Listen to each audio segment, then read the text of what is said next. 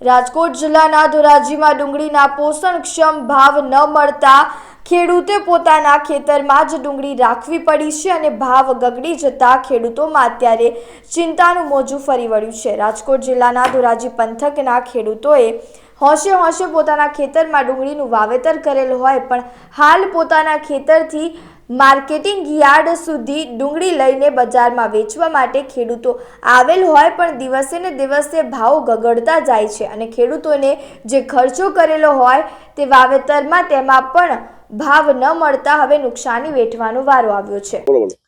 હાલો Nanjibhai Chhaganbhai ટોપિયા, Kandola road, 10 વીઘાનું વાવેતર છે।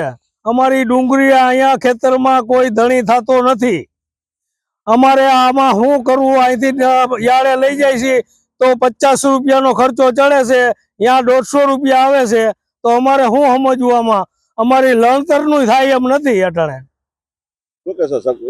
સરકાર છેલ્લે છે 400 રૂપિયા ભાવ દે તો અમારે આમાં કઈક ખર્ચો નીકળે, બાકી અમારો ખર્ચો આમાં નીકળે એમ નથી। અલ્પેશ નાનજીભાઈ ટોપિયા, ગામ ધોરાજી, કંડોળા રોડે મારી જમીન આવેલ છે। ડુંગળીનું વાવેતર છે 10 વીઘાનું અને ડુંગળી એમનેમ ખેતરમાં છે, અટાણે ભાવ છે નહીં। તો અમારે સરકાર પાસે એવી માગણી છે કે ભાવ વધારો આપે। અટાણે અમને ડુંગળી વાવવું પરવડે એમ નથી।